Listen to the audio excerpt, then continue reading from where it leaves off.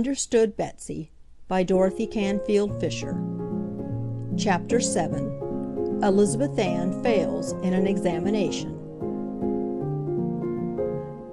I wonder if you can guess the name of a little girl who, about a month after this, was walking along through the melting snow in the woods with a big black dog running circles around her. Yes, all alone in the woods with a terrible great dog beside her, and yet not a bit afraid. You don't suppose it could be Elizabeth Ann? Well, whoever she was, she had something on her mind, for she walked more and more slowly, and had only a very absent-minded pat for the dog's head when he thrust it up for a caress. When the wood road led into a clearing in which there was a rough little house of slabs, the child stopped altogether, and looking down, began nervously to draw lines in the snow with her overshoe. You see, something perfectly dreadful had happened in school that day. The superintendent, the all-important, seldom-seen superintendent, came to visit the school, and the children were given some examinations so he could see how they were getting on. Now you know what an examination did to Elizabeth Ann. Or haven't I told you yet? Well, if I haven't, it's because words fail me. If there is anything horrid that an examination didn't do to Elizabeth Ann, I have yet to hear of it.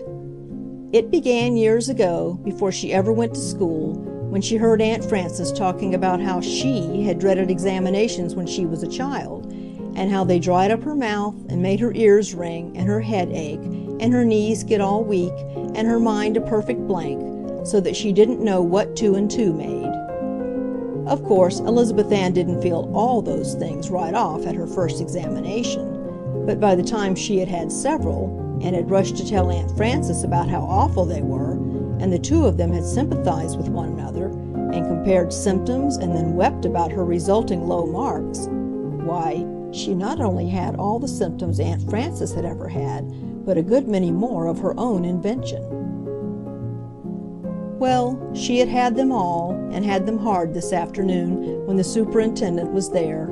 Her mouth had gone dry, and her knees had shaken, and her elbows had felt as though they had no more bones in them than so much jelly, and her eyes had smarted, and oh, what answers she had made!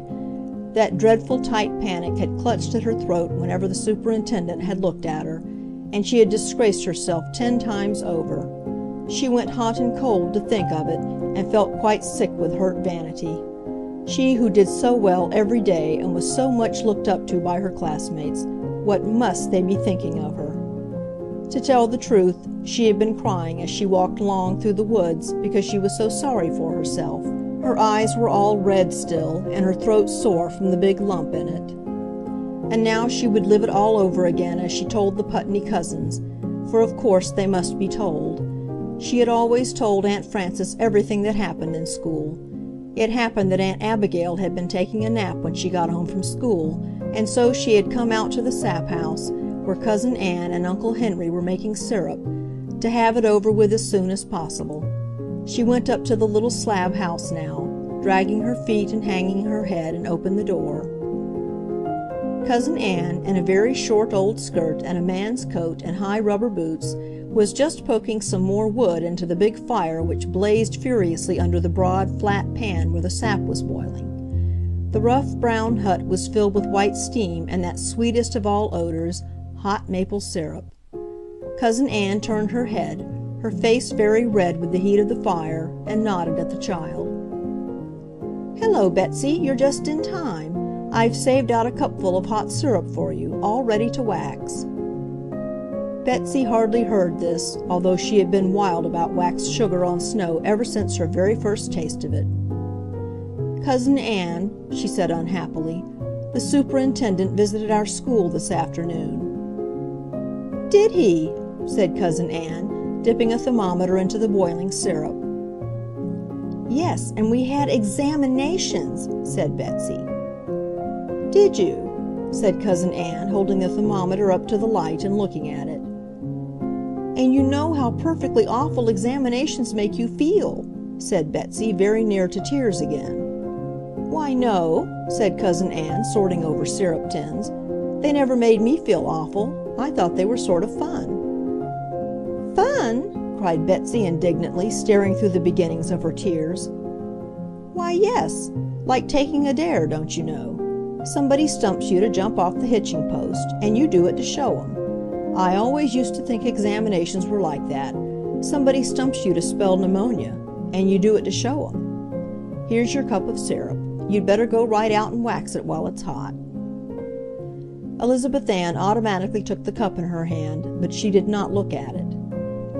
"But supposing you get so scared you can't spell pneumonia or anything else," she said feelingly. "That's what happened to me. You know how your mouth gets all dry and your knees—" She stopped. Cousin Ann had said she did not know all about those things.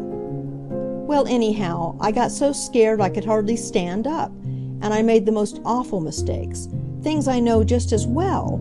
I spelled doubt without any B and separate with an E, and I said Iowa was bounded on the north by Wisconsin, and I—" "Oh, well," said Cousin Ann, "it doesn't matter if you really know the right answers, does it? That's the important thing."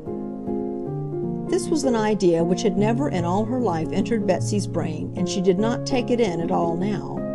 She only shook her head miserably and went on in a doleful tone. "And I said 13 and 8 are 22, and I wrote March without any capital M, and I—" "Look here, Betsy, do you want to tell me all this?" Cousin Ann spoke in the quick, ringing voice she had once in a while which made everybody, from old Shep up, open his eyes and get his wits about him. Betsy gathered hers and thought hard, and she came to an unexpected conclusion. No, she didn't really want to tell Cousin Ann all about it. Why was she doing it? Because she thought that was the thing to do. "Because if you don't really want to," went on Cousin Ann, "I don't see that it's doing anybody any good. I guess Hemlock Mountain will stand right there just the same even if you did forget to put a B in doubt, and your syrup will be too cool to wax right if you don't take it out pretty soon." She turned back to stoke the fire, and Elizabeth Ann, in a daze, found herself walking out of the door. It fell shut after her, and there she was under the clear, pale blue sky, with the sun just hovering over the rim of Hemlock Mountain. She looked up at the big mountains, all blue and silver with shadows and snow, and wondered what in the world Cousin Ann had meant. Of course Hemlock Mountain would stand there just the same. But what of it? What did that have to do with her arithmetic? With anything? She had failed in her examination, hadn't she? She found a clean white snowbank under a pine tree, and, setting her cup of syrup down in a safe place, began to pat the snow down hard to make the right bed for the waxing of the syrup. The sun, very hot for that late March day, brought out strongly the tarry perfume of the big pine tree. Near her the sap dripped musically into a bucket, already half full, hung on a maple tree. A blue jay rushed suddenly through the upper branches of the wood, his screaming and chattering voice sounding like noisy children at play. Elizabeth Ann took up her cup and poured some of the thick, hot syrup out on the hard snow, making loops and curves as she poured. It stiffened and hardened at once, and she lifted up a great coil of it, threw her head back, and let it drop into her mouth. Concentrated sweetness of summer days was in that mouthful, part of it still hot and aromatic, part of it icy and wet with melting snow. She crunched it all together with her strong child's teeth into a delicious big lump and sucked on it dreamily, her eyes on the rim of Hemlock Mountain, high above her there, the snow on it bright golden in the sunlight. Uncle Henry had promised to take her up to the top as soon as the snow went off. She wondered what the top of a mountain would be like. Uncle Henry had said the main thing was that you could see so much of the world at once. He said it was too queer the way your own house and big barn and great fields looked like little toy things that weren't of any account. It was because you could see so much more than just the— She heard an imploring whine, and a cold nose was thrust into her hand. Why, there was old Shep begging for his share of waxed sugar. He loved it, though it did stick to his teeth so. She poured out another lot and gave half of it to Shep. It immediately stuck his jaws together tight, and he began pawing at his mouth and shaking his head till Betsy had to laugh. Then he managed to pull his jaws apart and chewed loudly and visibly, tossing his head, opening his mouth wide till Betsy could see the sticky brown candy draped in melting festoons all over his big white teeth and red gullet. Then with a gulp he had swallowed it all down and was whining for more, striking softly at the little girl's skirt with his forepaw. "Oh, you eat it too fast," cried Betsy, but she shared her next lot with him too. The sun had gone down over Hemlock Mountain by this time, and the big slope above her was all deep blue shadow. The mountain looked much higher now as the dusk began to fall, and loomed up bigger and bigger as though it reached to the sky. It was no wonder houses looked small from its top. Betsy ate the last of her sugar, looking up at the quiet giant there, towering grandly above her. There was no lump in her throat now, and although she still thought she did not know what in the world Cousin Ann meant by saying that about Hemlock Mountain and her examination, it's my opinion that she had made a very good beginning of an understanding. She was just picking up her cup to take it back to the sap house when Shep growled a little and stood with his ears and tail up, looking down the road. Something was coming down that road in the blue, clear twilight, something that was making a very queer noise. It sounded almost like somebody crying. It was somebody crying. It was a child crying. It was a little girl. Betsy could see her now, stumbling along and crying as though her heart would break. Why, it was little Molly, her own particular charge at school, whose reading lesson she heard every day. Betsy and Shep ran to meet her. "What's the matter, Molly? What's the matter?" Betsy knelt down and put her arms around the weeping child. "Did you fall down? Did you hurt you? What are you doing way off here? Did you lose your way?" "I don't want to go away. I don't want to go away," said Molly over and over, clinging tightly to Betsy. It was a long time before Betsy could quiet her enough to find out what had happened. Then she made out between Molly's sobs that her mother had been taken suddenly sick and had to go away to a hospital, and that left nobody at home to take care of Molly, and she was to be sent away to some strange relatives in the city who didn't want her at all and who said so right out. Oh, Elizabeth Ann knew all about that, and her heart swelled big with sympathy. For a moment she stood again out on the sidewalk in front of the Lathrop house, with old Mrs. Lathrop's ungracious white head bobbing from a window, and knew again that ghastly feeling of being unwanted. Oh, she knew why little Molly was crying, and she shut her hands together hard and made up her mind that she would help her out. Do you know what she did right off without thinking about it? She didn't go and look up Aunt Abigail. She didn't wait till Uncle Henry came back from his round of emptying sap buckets into the big tub on his sled. As fast as her feet could carry her, she flew back to Cousin Ann in the sap house. I can't tell you, except again that Cousin Ann was Cousin Ann, why it was that Betsy ran so fast to her and was so sure that everything would be all right as soon as Cousin Ann knew about it. But whatever the reason was, it was a good one, for, though Cousin Ann did not stop to kiss Molly, or even to look at her more than one sharp first glance, she said after a moment's pause, during which she filled a syrup can and screwed the cover down very tight, "Well, if her folks will let her stay, how would you like to have Molly come and stay with us till her mother gets back from the hospital? Now you've got a room of your own, I guess if you wanted to, you could have her sleep with you." "Oh, Molly, Molly, Molly," shouted Betsy, jumping up and down, and then hugging the little girl with all her might. "Oh, it would be like having a little sister." Cousin Ann sounded a dry warning note. "Don't be too sure her folks will let her. We don't know about them yet." Betsy ran to her and caught her hand, looking up at her with shining eyes. "Cousin Ann, if you go to see them and ask them, they will." This made even Cousin Ann give a little abashed smile of pleasure, although she made her face grave again at once and said, "You'd better go along back to the house now, Betsy. It's time for you to help Mother with the supper." The two children trotted back along the darkening wood road, Shep running before them, little Molly clinging fast to the older child's hand. "Aren't you ever afraid, Betsy, in the woods this way?" she asked admiringly, looking about her with timid eyes. "Oh, no," said Betsy protectingly. "There's nothing to be afraid of, except getting off on the wrong fork of the road near the wolf pit." "Oh, wow!" cried Molly, cringing. "What's the wolf pit? What an awful name!" Betsy laughed. She tried to make her laugh sound brave like Cousin Ann's, which always seemed so scornful of being afraid. As a matter of fact, she was beginning to fear that they had made the wrong turn, and she was not quite sure that she could find the way home. But she put this out of her mind and walked along very fast, peering ahead into the dusk. "Oh, it hasn't anything to do with wolves," she said in answer to Molly's question. "Anyhow, not now. It's just a big, deep hole in the ground where a brook had dug out a cave. Uncle Henry told me all about it when he showed it to me, and then part of the roof caved in. Sometimes there's ice in the corner of the covered part all the summer, Aunt Abigail says."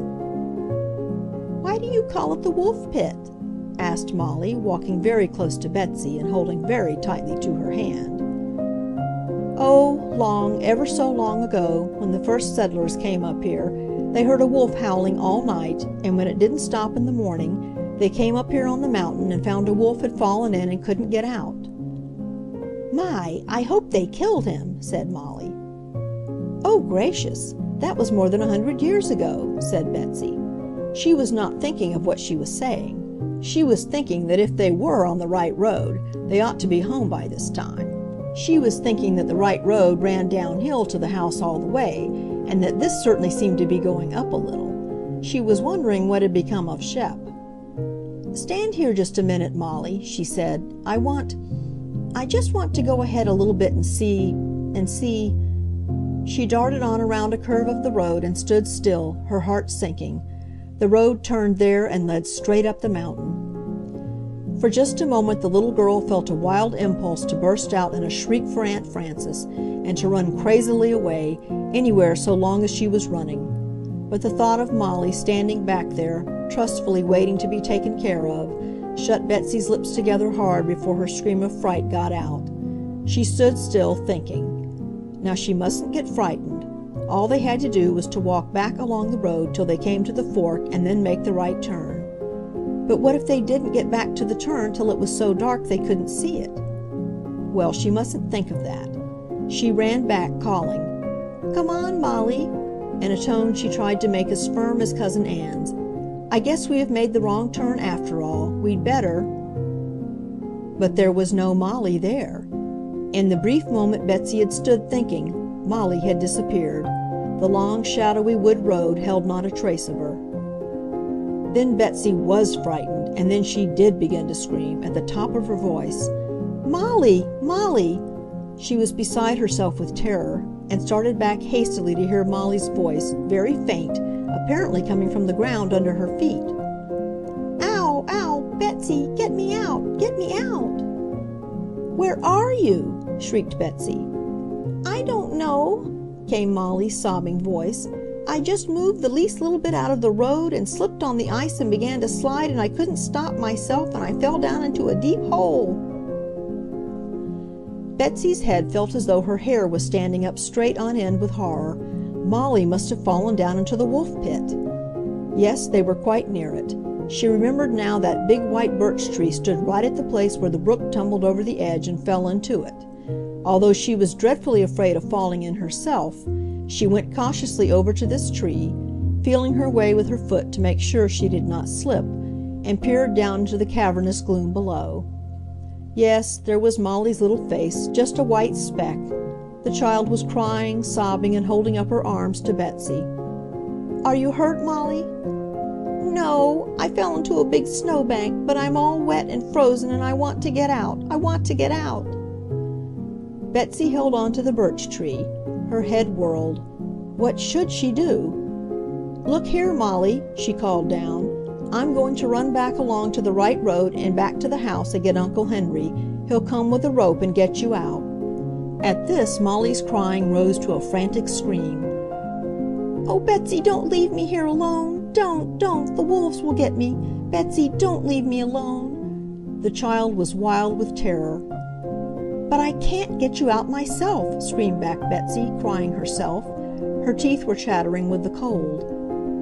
"Don't go," came up from the darkness of the pit in a piteous howl. Betsy made a great effort and stopped crying. She sat down on a stone and tried to think. And this is what came into her mind as a guide. What would Cousin Ann do if she were here? She wouldn't cry. She would think of something. Betsy looked around her desperately. The first thing she saw was the big limb of a pine tree, broken off by the wind, which half lay and half slantingly stood up against a tree a little distance above the mouth of the pit. It had been there so long that the needles had all dried and fallen off, and the skeleton of the branch with the broken stubs looked like— yes, it looked like a ladder.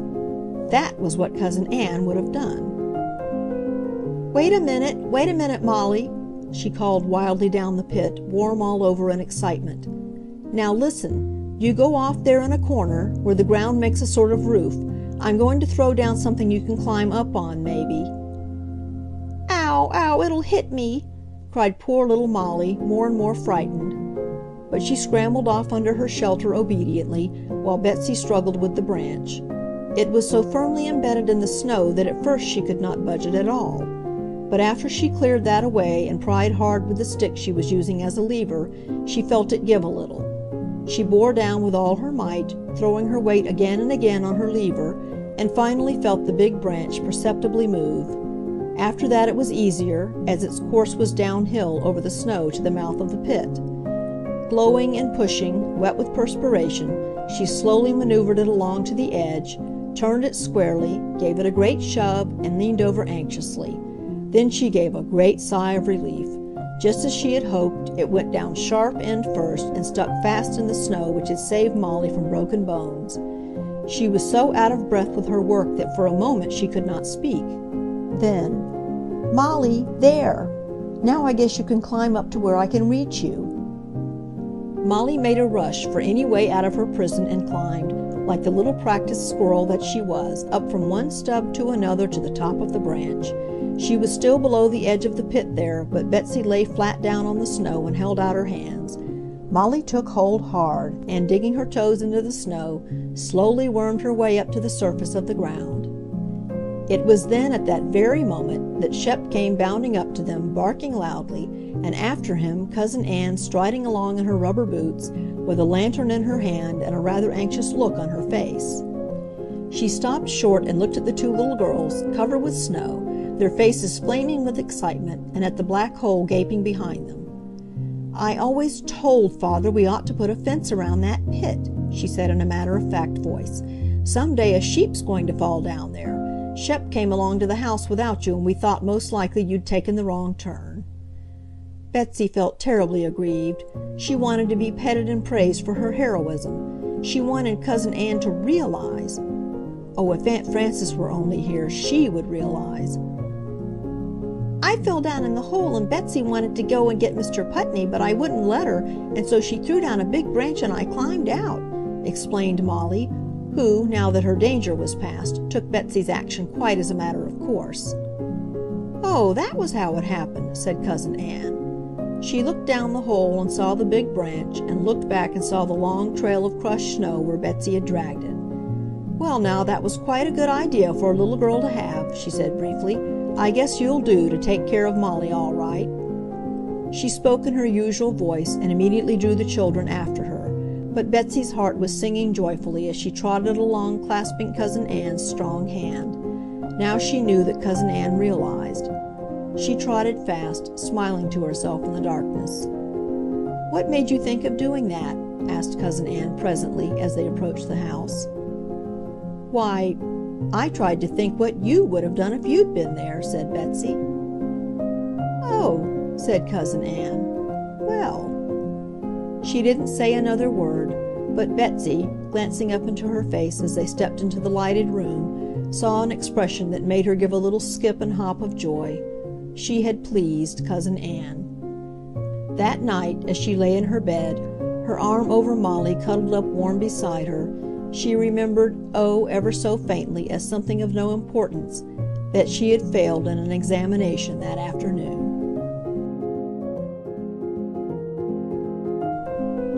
End of Chapter 7.